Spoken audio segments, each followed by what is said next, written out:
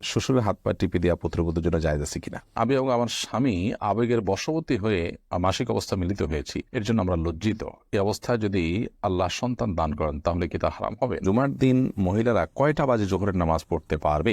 নামাজে আমরা যে নিয়ত করি সেটাকে ঠিক নামাইতে অনুসাল্লি আল্লাহ তাআলা পরিহিত কাপড় দিয়ে মুখ মুছলে নাকি দারিদ্র আসে, এটা কতটুকু সত্যি? আমি মাঝে মাঝে ফরজ নামাজের সময় দ্বিতীয় বৈঠকে তাশাহুদের সাথে দুরূদ পড়ে ফেলি, এরকম করে কি সেজদা দিতে হবে? যখন সুদ সম্পর্কে ধারণা ছিল না তখন ব্যাংকে কিছু টাকা রাখা ছিল, এখন সুদের অংশ কি করা উচিত? ঋণগ্রস্ত আত্মীয়কে দেওয়া যাবে কিনা? কোনো ঘরে প্রাণীর ছবি থাকলে নামাজ হয় না, বিকল্প ব্যবস্থা না থাকলে কি করবো? মাহরামদের সামনে গেঞ্জি পরা জায়েজ হবে কিনা? মাহরামদের সামনে পর্দা পরিধি কতটুকু? মৃত ব্যক্তিকে বারবার স্বপ্ন দেখলে করণীয় কি? কাফনের কাপড় নাকি দর দাম করে কেনা যায় না, কথাটাই কতটা শরীয়ত সম্মত? চলুন আমরা এবার আপনাদের প্রশ্নোত্তর আলোকিত ভবনে প্রবেশ করি।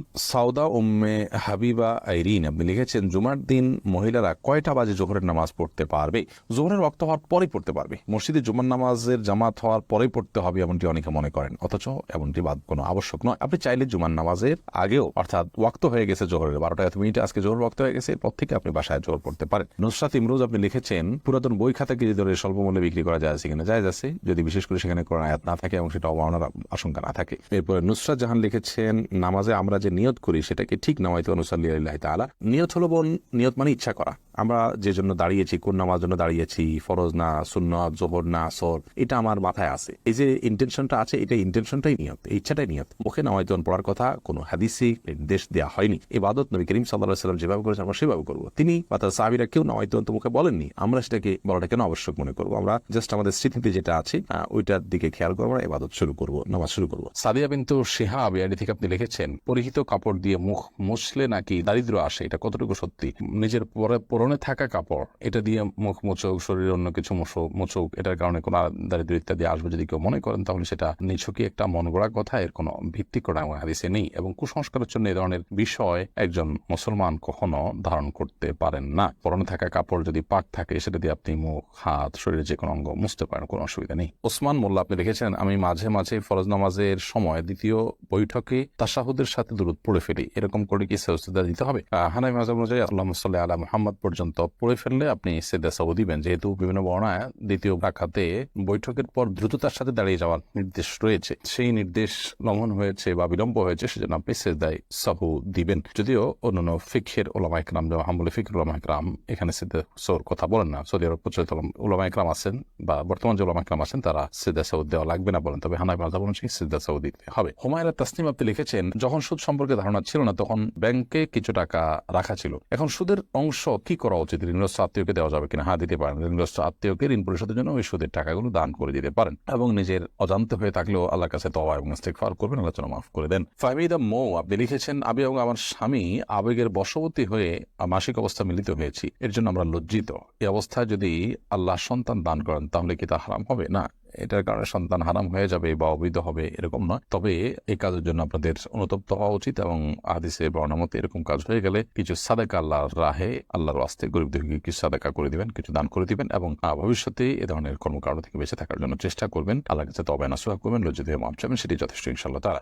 এরপরে সুমাইয়া আক্তার সোমা আপনি লিখেছেন, কোনো ঘরে প্রাণীর ছবি থাকলে নামাজ হয় না, বিকল্প ব্যবস্থা না থাকলে কি করব? যদি বিকল্প ব্যবস্থা না থাকে তাহলে সেক্ষেত্রে প্রাণীর ছবিকে ডেকে নামাজ পড়বেন। আর নামাজ হয় না বিষয়টা সেরকম না, ওই জায়গায় নামাজ পড়লে মাকরুহ হবে। বিশেষ করে যদি আপনার সালাতে সিজদার জায়গায় থাকে, সামনে থাকে, তাহলে সেক্ষেত্রে সেটা তো দৃশ্যত তাকে সিজদা করছেন এরকম আপনার মনেও আসতে পারে, বা দেখলে সেরকম দেখা যেতে পারে, এই জন্য একটু সরিয়ে নেবেন বা উপর করে রাখবেন। এভাবে বিভিন্ন ভাবে আপনি চেষ্টা করবেন, তাতেও যদি কোনো এরকমও যদি কোনো উপায় না থাকে তাহলে আপনি ওখানে সালাত আদায় করে নামাজ হবে না, বিষয়টা সেরকম না, মাকরুহ হবে, অপছন্দনীয় হবে। সালমা আক্তার লিখেছেন, বাইরে সাধারণত হিজাব পরে, এরকম অনেক মেয়েরাও বাসায় হাফহাতা গেঞ্জি পরেন, কেউ উপরে ওড়না পরেন, অনেকে পরেন না। মাহরামদের সামনে গেঞ্জি পরা জায়েজ হবে কিনা? মাহরামদের সামনে পর্দা পরিধি কতটুকু? মাহরামদের সামনে যদি কেউ গেঞ্জি পরে চলেন তো আক্ষরিক অর্থে পর্দা হয়ে গেল, এটি শালীন পোশাকের অন্তর্ভুক্ত নয়, কারণ শরীরের অন্য অঙ্গ প্রত্যঙ্গ যেগুলো ফুটে উঠবে সেগুলো নানাবিধ ফিতনার কারণ হবে, যার কারণে এখানে এটি করা উচিত নয়। দ্বিতীয়ত, মুসলিম মেয়েদের যে শালীন সুন্দর পোশাক এবং পোশাক পরিচ্ছদের যে নীতিমালা রয়েছে সেটা আমাদের অনুসরণ করা উচিত। ফাসেক এবং কাফের মেয়েরা তাদের যে লাইফস্টাইল থাকে সেই লাইফস্টাইল অনুসরণ, ভালো মন্দ বিচার বিশ্লেষণ ছাড়াই তাদের অনুসরণ অনুকরণ থেকে আমাদের বেঁচে থাকা দরকার। সেই জায়গা থেকে মুসলিম নারীরা একান্ত ঘরোয়া পরিবেশেও এই ধরনের পোশাক আশাক, বিশেষ করে মাহরাম ছেলে, আপনার বাবা ভাই তাদের সামনে পরা থেকে বিরত থাকা উচিত। আর যদি পরে না একান্তে, তাহলে সেগুলোর উপরে অন্য কোনো কাপড় চোপড় পরা উচিত। হ্যাঁ, স্বামী আছেন একান্তে বা অন্য কোনো লোক নাই, তখন তিনি পড়তে পারেন। তারপরও যে ফাসিক এবং কাফের মেয়েদের সাথে সাদৃশ্য গ্রহণ থেকে যথাসম্ভব বিরত থাকা উচিত। কারণ আমরা জানি নবী সাল্লাল্লাহু আলাইহি ওয়াসাল্লামের সেই প্রসিদ্ধ হাদিস, মান তাশাব্বাহা বিকওমিন ফাহুয়া মিনহুম, যে ব্যক্তি কোনো জাতির সাদৃশ্য গ্রহণ করে সে তাদের অন্তর্ভুক্ত হয়। হাসান মিরান আপনি লিখেছেন, জানাজা শুরু হয়ে যাচ্ছে, ওযু করতে গেলে নামাজ শেষ হয়ে যাবে, এই মুহূর্তে ওযু না থাকলে করণীয় কি? জানাজা যদি ওযু করতে গেলে আর পাওয়া যাবে না এরকম হয়, তাহলে তায়াম্মুম করে জানাজা পড়া যাবে। আর যদি ওযু করে আপনি জানাজা পাবেন মনে হয়, তাহলে সেক্ষেত্রে ওযু করে আপনি জানাজা পড়বেন। নাজমা আক্তার সাথে আপনি লিখেছেন, মৃত ব্যক্তি বারবার স্বপ্নে দেখলে, মৃত ব্যক্তিকে বারবার স্বপ্নে দেখলে করণীয় কি? যদি মনে হয় তিনি কষ্টে আছেন, তার পক্ষ থেকে ক্ষমা প্রার্থনা করবেন, আল্লাহর কাছে ইস্তেগফার করবেন, গরিব দুঃখীকে খাবার দিবেন, মৃত ব্যক্তির তরফ থেকে যেসব ইবাদত করা যায় সেগুলো করবেন। আর যদি এরকম কোনো কিছু